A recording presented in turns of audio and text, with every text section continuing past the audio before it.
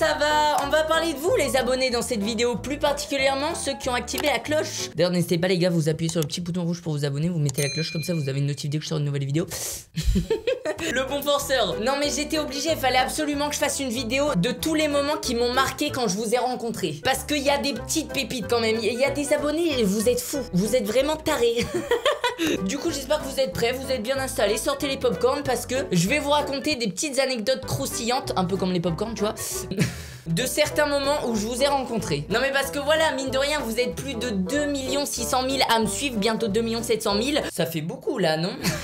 Non mais c'est vraiment énorme, merci à vous. Et donc forcément, quand je me balade dans la rue, des trucs comme ça, bah il y en a certains d'entre vous qui me reconnaissent et il y a des situations assez cocasses. Alors déjà, le premier truc qui me vient en tête, le truc le plus insane, le plus what the fuck. Je rappelle pour tous ceux qui n'ont pas trop suivi, pendant ces vacances d'été, j'étais au Maroc avec d'autres youtubeurs de la team Crouton. Et voilà, on était tous ensemble dans une villa, on tapait nos meilleurs délires, du coup forcément on faisait des vidéos, des stories Insta, etc. Et puis forcément ça a commencé à faire parler, tu vois, c'était un événement, genre nos abonnés ils savaient qu'on était au Maroc. Et donc les abonnés marocains, vous avez été à l'affût. Je vous explique, on était logés dans une villa qui s'appelle la Villa Christie. Et il y a qu'une seule Villa Christie au Maroc, enfin au Maroc je sais pas, mais Marrakech en tout cas il y en a qu'une seule, tu vois. Et le truc c'est que dans la villa dans laquelle on était, il y avait écrit Villa Christie partout, tu vois. Genre on tapait nos meilleurs plongeons dans la piscine, et bah au-dessus de la piscine il y avait écrit Villa Christie. Et donc il y a beaucoup d'abonnés, qu'est-ce qu'ils ont fait? Ils ont tapé Villa Christie sur Google Maps, ils ont trouvé l'adresse, ils se sont dit oh bah tiens je suis à 10 minutes de la Villa Christie, bah je vais y aller. Et en fait faut savoir qu'il y avait des murs tout autour de la villa. Les murs ils devaient faire 2 mètres quelque chose comme ça. Et il y avait un portique d'entrée tu vois pour faire rentrer les voitures et tout. Et du coup tous les jours il y avait des abonnés qui nous attendaient devant. Il y en a je sais pas, ils devaient attendre pendant 2 heures des trucs comme ça. Parce que des fois quand on faisait des sorties à Marrakech et tout, bah forcément on ouvrait le portail et il y a des abonnés comme ça. Le plus drôle c'est que des fois les abonnés ils étaient un peu en mode c'est comme s'ils étaient pas au courant qu'on était là. Oh Michou ça va? Putain mais je m'attendais pas à te voir ici tiens. Et encore ça va c'est gentil. Là on va rentrer dans la vraie anecdote. Alors faut savoir que moi j'étais pas là, j'étais partie à Marrakech. À ce moment là dans la villa il y avait que Valouz et le bouseux. Et il y a un abonné tu vois pareil, il nous attendait devant le portique d'entrée de la villa tu vois. Il toquait, il sonnait, il faisait tout ce qu'il voulait tu vois. Genre il se mettait devant le portique. Eh les croutons, ouvrez-moi s'il vous plaît. Et forcément bah ça répondait pas, il y avait personne qui lui ouvrait tu vois. Jusque là tout va bien. Enfin quoique nous attendre à l'entrée de notre villa pour faire une photo les gars, c'est déjà un petit peu relou. Mais le pire arrive. Cet abonné qu'est-ce qu'il a eu comme idée? Bon bah s'il y a personne qui m'ouvre, pourquoi ne pas escalader et rentrer directement? Bah oui, tout va bien, tout. Le pire dans tout ça, c'est qu'il était avec son père. Et son père, il était d'accord dans l'histoire. Parce que encore l'abonné, tu vois, il est petit, il sait pas encore forcément. Il calcule pas encore forcément la gravité de la situation, tu vois. Mais son père, genre, il lui a laissé faire comme si tout allait bien. Et du coup, l'abonné, bah il est passé au-dessus du mur, tu vois, il s'est incrusté tranquille dans la villa, le temps que Valouz et le bouseux, ils sont en train de jouer dans la piscine. Et puis il est allé voir Valouz en mode normal. Eh, on peut faire une photo, tu vois. Le pire, non mais attendez, parce que ça s'arrête pas là, c'est incroyable. Il était en train de faire un vlog. Je vais vous montrer, j'ai la vidéo. C'est fou, ça a aucun sens. Je pense qu'il y aurait pas la vidéo pour vous prouver. Il y en a beaucoup d'entre vous qui me croiraient pas. Regardez, je vais vous montrer la vidéo, c'est incroyable, ça a aucun sens. J'infiltre la villa de la team Crouton. Voilà, c'est ça. Regardez-moi ça, elle est là la vidéo. Il y a 4 semaines. Description, il n'y avait malheureusement pas toute la team, mais on a quand même vu Valouz et le bouseux.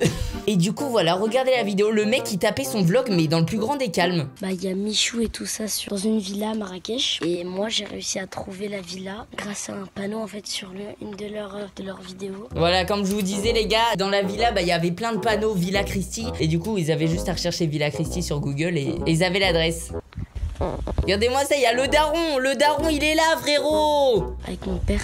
Mais mec, ça a aucun sens. Le daron il regardait entre les trous, tu vois, en mode ils sont pas là les croutons. Bon bah vas-y monte. Il y a personne. Bah du coup voilà, là il est devant la villa, il attend, il voit qu'il y a personne qui vient. J'ai réussi à rentrer dans la villa. Et voilà, là il est à l'intérieur, c'est incroyable. On est dans la villa de la team Crouton. Qu'est-ce que je fous là les gars? Quand j'y pense, non mais en vrai c'est drôle. Les abonnés vous êtes complètement tarés. Mais faites pas ça parce que là ce petit abonné là tu vois je l'ai pas vu. Quand j'y repense c'est drôle tu vois. Mais je pense que Valouz et le bouseux sur le moment, quand ils étaient tranquilles dans la piscine et qu'ils ont vu un abonné débarquer, ils devaient avoir envie de péter un plomb tu vois. C'est normal mec. Imagine t'es tranquille chez toi en train de faire bronzette et d'un seul coup tu vois un mec rentrer chez toi en mode hey, ça va ou quoi? Bah non. Bah forcément ça va pas te plaire. Personne a envie que ça lui arrive. C'est super flippant comme situation. Il commence à se rapprocher doucement. Bonjour. Oh le malaise. Oh le malaise. Waouh. Il a tapé un bonjour en mode tout est normal.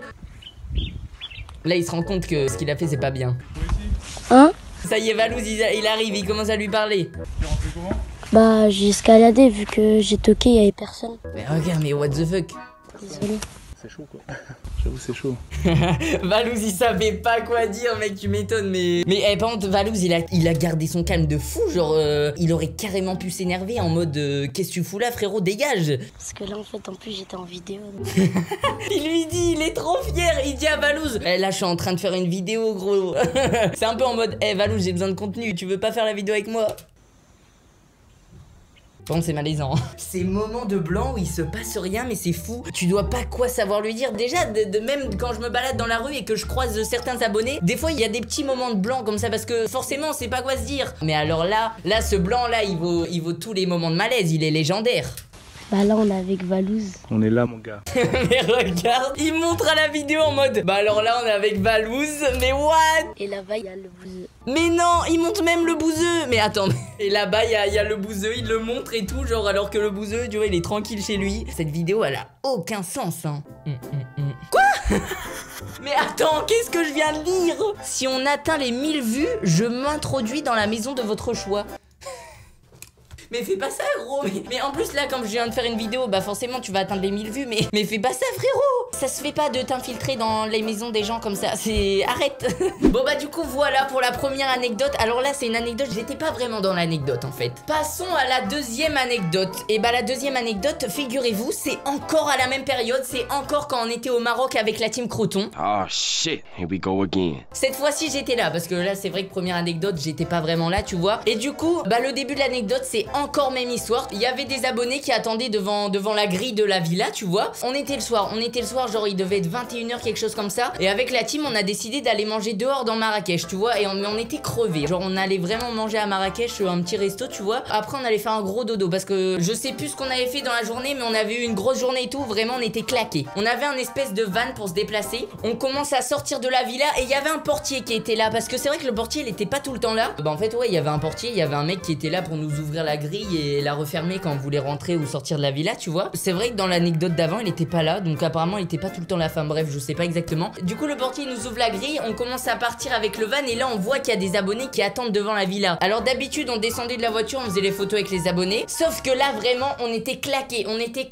Ça commençait à un peu nous saouler tu vois. Genre ça faisait genre 6-7 jours d'affilée qu'il y avait plein d'abonnés qui attendaient devant la villa tu vois. Donc vraiment là on avait la flemme, on n'avait pas envie de leur faire leurs photos parce que on trouvait qu'ils le méritaient pas tout simplement. Genre ça se fait pas d'attendre chez les gens. Donc ce qu'on a fait, on s'est pas arrêté, on a continué, on a taillé notre route alors qu'il y avait des abonnés qui nous attendaient. Et là du coup vous savez que ça va commencer à partir en couille. On sort de la villa, on commence à partir tranquillement. Les abonnés ils nous voient partir, qu'est-ce qu'ils font? Ils rentrent tous dans la bagnole. Le daron il se met au volant et il décide de nous suivre. Et vraiment ils nous collaient au cul hein. Genre ils étaient vraiment à je sais pas, je sais qu'il y a une distance de sécurité. Tu vois j'ai pas encore le permis mais là la distance de sécurité il a décidé de l'enculer hein. Vraiment il était juste collé à nous tu vois.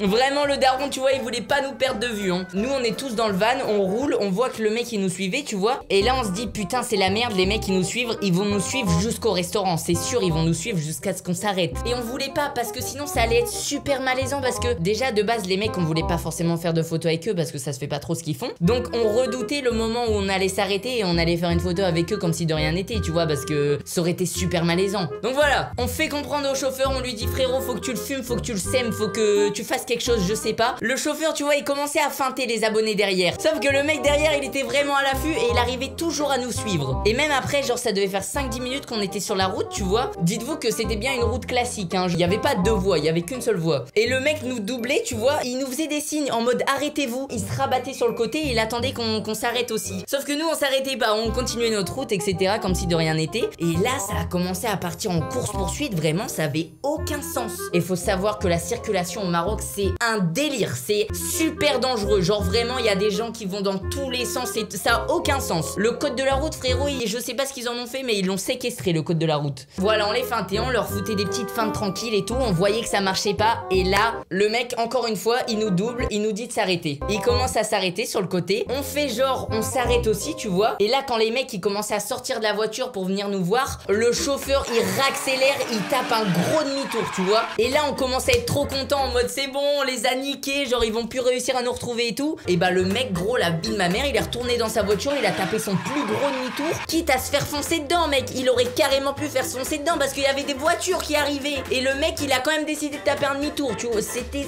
super dangereux, genre il aurait pu y laisser la vie. Et comment ça s'est terminé cette histoire? On a fini par s'arrêter, les abonnés aussi. Nous, avec les autres youtubeurs, on n'est pas descendu du van.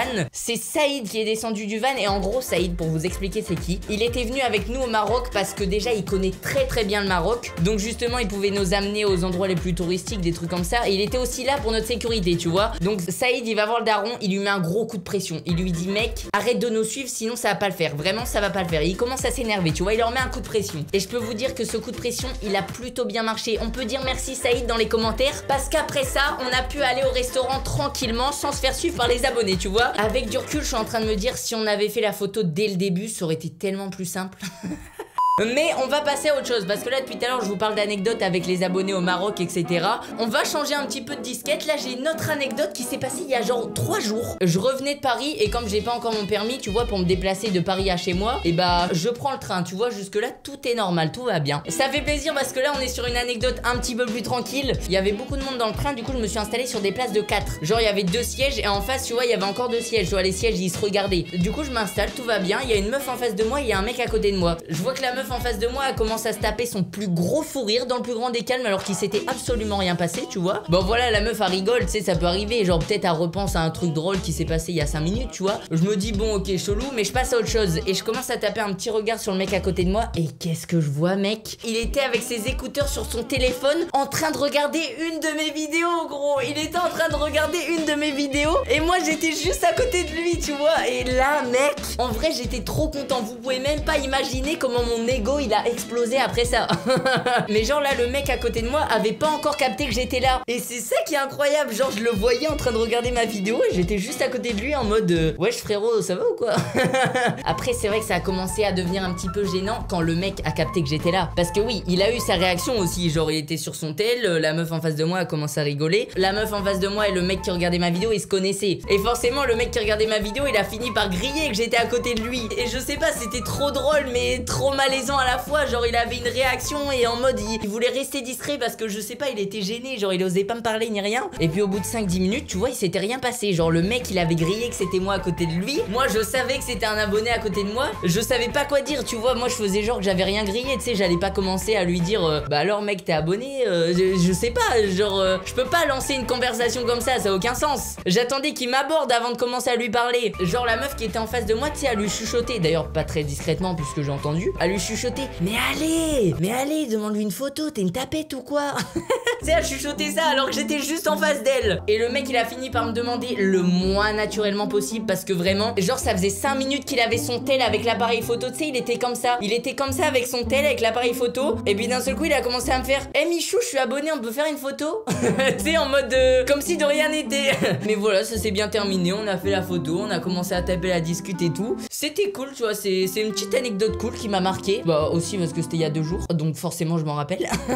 Putain, j'en ai tellement plein des anecdotes avec les abonnés, c'est un délire. Genre en gros on était parti à un parc d'attractions assez connu dans le nord, je sais pas si vous connaissez, Bagatelle. On était parti avec ma famille. Bah voilà, comme d'habitude on est à un parc d'attractions, on s'éclate, on fait des attractions et tout. Après il y a quelques abonnés qui me reconnaissent, tu vois. Tout va bien, tout est normal jusqu'à ce que ça parte en couille totale. En fait le matin quand on est arrivé, tu vois, je me faisais reconnaître de temps en temps, mais ça allait vraiment, genre comme d'habitude. Et en début d'après-midi je commençais à me faire beaucoup plus reconnaître et les gens ils me disaient ouais on m'a dit que t'étais dans le parc, je te cherchais partout. Et petit à petit j'étais en train de me rendre compte que ça commençait à devenir limite un événement, genre tous mes abonnés qui étaient dans le parc d'attractions ils commençaient à me chercher. Et en vrai d'habitude je me fais pas vraiment plus reconnaître que ça parce que bah dans un parc d'attractions mec il y a tellement de monde, les gens ils marchent, ils regardent pas devant eux, tu vois. Et puis même si le mec il me voit, il me reconnaît, il se dit est-ce que c'est vraiment lui et tu vois le temps qu'il réfléchisse à est-ce que c'est vraiment moi, je suis déjà plus là. Sauf que quand tous mes abonnés dans le parc savent que je suis là, c'est plus la même chose. Les mecs ils se baladent, ils regardent toutes les têtes passer, ils essayent de me trouver. Et du coup en début d'après-midi je commençais à faire 20 mètres et là il y a un abonné, il m'a arrêté, ouais Michou on peut faire une photo. Je faisais encore 20 mètres, il y avait encore un autre abonné tu vois. Et à un moment on décide de s'arrêter tranquillement, de prendre une petite glace parce que tu vois il faisait vraiment chaud. Genre c'était en plein été, je crois même c'était pendant la période de canicule. On se met dans la file d'attente tranquille et là qu'est-ce que je vois arriver? Il y a un centre aéré qui arrive pour pareil pour prendre une glace tu vois normal. Sauf que tu vois un centre aéré genre ils sont une vingtaine, une trentaine. Il suffit qu'il y en ait un qui me reconnaisse, ils me reconnaissent tous tu vois. Et forcément bah il y en a un qui m'a reconnu, il a commencé à faire oh Michou on peut prendre une photo et tout tu vois. J'aurais été trop content donc bah je vais pas lui dire non tu vois, je fais une photo avec lui et tout tranquille. Et du coup tous ses potes du centre aéré pareil ils ont voulu faire une photo et tout. Et sauf que quand il y avait un centre aéré qu'ils étaient nombreux et bah ça a commencé à créer un espèce de mouvement de foule genre vraiment l'expression le monde attire le monde c'est vrai, c'est vraiment vrai. Et forcément les gens ils s'interrogent et les gens qui me connaissent bah ils viennent me voir. Dites-vous bien que pendant ce temps ma famille ils ont avancé, ils ont pris leur glace, ils se sont posés, ils ont mangé leur glace. Donc voilà je termine de signer les dédicaces, je me dis vas-y c'est bon. Et là il y en a un il sort son tel, ouais gros tu peux faire un snap pour mon pote, il s'appelle Adam, il est trop fan de toi mec, tu peux lui faire une vidéo. Donc forcément je vais pas dire non, encore une fois je lui fais une vidéo et rebelote, tous les mecs autour de moi ils voient que j'ai fait un snap. Et bah c'est pareil, j'ai été bloqué au stand de glace à faire des dédicaces, des photos alors que c'était absolument pas prévu. Il y avait ma famille qui était là qui m'attendait. Genre je sais pas, quand tu viens d'un parc d'attractions ton but c'est de faire toutes les attractions, genre t'as envie de te dépêcher. Et là vraiment ils m'ont attendu pendant 1h30 parce que j'étais en train de faire des photos. Et puis voilà ça s'arrête là, après j'ai fini par avoir ma glace et on est retourné faire des attractions. Il y avait encore un petit peu d'abonnés qui me reconnaissaient mais ça allait tu vois.